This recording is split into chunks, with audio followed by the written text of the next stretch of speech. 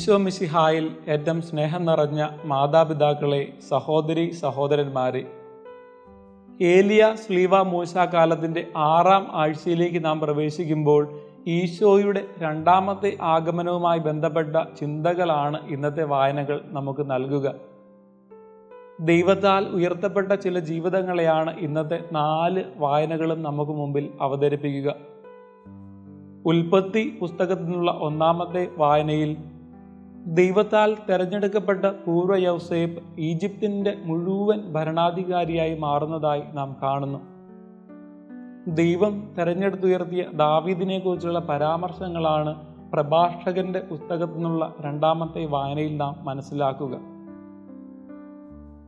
ഹെബ്രായ ലേഖനത്തിൽ നിന്നുള്ള 3ാമത്തെ വായനയിൽ പിതാവിൻ്റെ ഹിതത്തിന് പൂർണ്ണമായും കീഴ്പ്പെട്ട് ജീവിച്ച പുത്രനായ യേശുക്രിസ്തു മഹത്വത്തിൻ്റെ വലതുഭാഗത്ത് ഉപവിഷ്ടനാകുന്നതായി നാം കാണുന്നുണ്ട്. ഇന്ന് നമ്മുടെ വിചിന്തനത്തിനായിട്ട് നൽകപ്പെട്ടിരിക്കുന്ന സുവിശേഷ ഭാഗം വിശുദ്ധ യോഹന്നാന്റെ സുവിശേഷം 12ാം അധ്യായം 27 മുതൽ 36 വരെയുള്ള തിരുവചനങ്ങളാണ്. ഏറെ ഉത്കണ്ഠയോടും ആകുലതയോടും അസ്വസ്ഥതയോടും കൂടി നിൽക്കുന്ന ഈശോയെയാണ് ഇവിടെ നാം കണ്ടുമുട്ടുക. ഗത്സമനിയിലെ പീഡയ്ക്ക് സമാനമായ ആത്മസംഘർഷത്തിലൂടെ കടന്നു പോകുന്ന ക്രിസ്തു സ്വന്തം ജീവിതത്തിലേക്ക് കടന്നു വരാൻ സാധിക്കുന്ന അല്ലെങ്കിൽ കടന്നു വരാനിരിക്കുന്ന കുരിശിലെ സഹനങ്ങളെ ഒഴിവാക്കുവാൻ നടത്തുന്ന മാനുഷിക ചോദനയുടെ നിലവിളിയായിട്ട് വേണം ഈ വചനഭാഗം നമ്മൾ മനസ്സിലാക്കുവാൻ. അവൻ കടന്നു പോകാനിരിക്കുന്ന ഈ ആത്മസംഘർഷത്തെ തരണം ചെയ്ത് പിതാവിൻ്റെ ഹിതം പൂർത്തീകരിച്ചു എന്നതാണ് ഈശോയുടെ ജീവിതത്തിൻ്റെ വിജയമായിട്ട് നാം കാണേണ്ടതും മനസ്സിലാക്കേണ്ടതും. ഈ വചനഭാഗത്തിൻ്റെ വെളിച്ചത്തിൽ ഇവ നൽകുന്ന ചില ചിന്തകളെ നമുക്ക് ധ്യാനിക്കാം. ഒന്നാമതായി, ഉത്കണ്ഠയോടെ ആരംഭിക്കുന്ന വചനഭാഗം അവസാനിക്കുന്നത് ഉയർത്തപ്പെടലിൽ ആണ്. കുരിശിലെ സഹനത്തിലൂടെയുള്ള ഉയർത്തപ്പെടൽ. ഈ ഉത്കണ്ഠയ്ക്കും ഉയർത്തപ്പെടലിനും ഇടയിൽ ദൈവം അതിനെ മനോഹരമാക്കുന്ന ചില മാതൃകകൾ നമുക്ക് കാണിച്ചു തരുന്നുണ്ട്.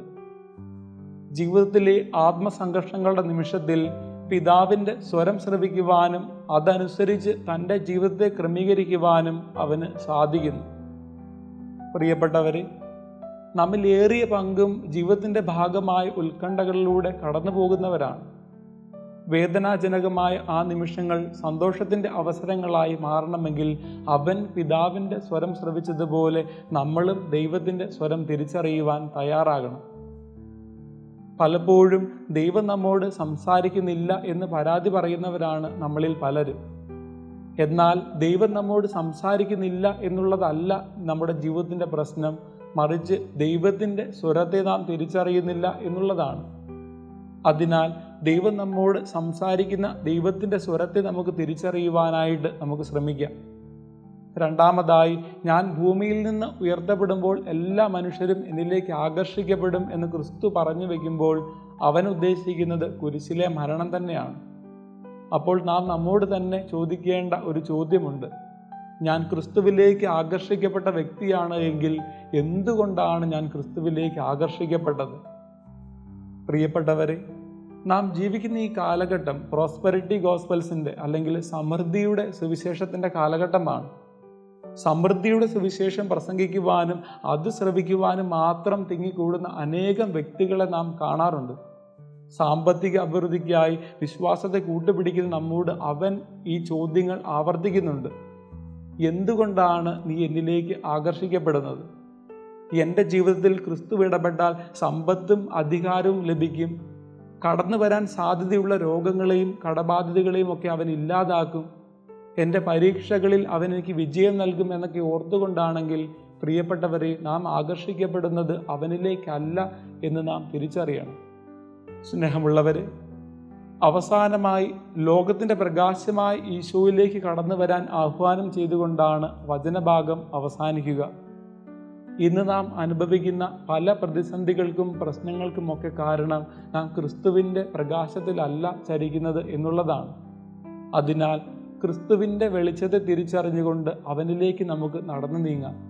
കർത്താവിൻ്റെ കുരിശിനോട് നമുക്ക് ചേർന്ന് നിൽക്കാം. അങ്ങനെ എല്ലാം ദൈവമഹത്വത്തിനായിട്ട് ചെയ്യാൻ നമുക്ക് പരിശ്രമിക്കാം. ദൈവം എല്ലാവരെയും സമൃദ്ധമായി അനുഗ്രഹിക്കട്ടെ. ആമേൻ.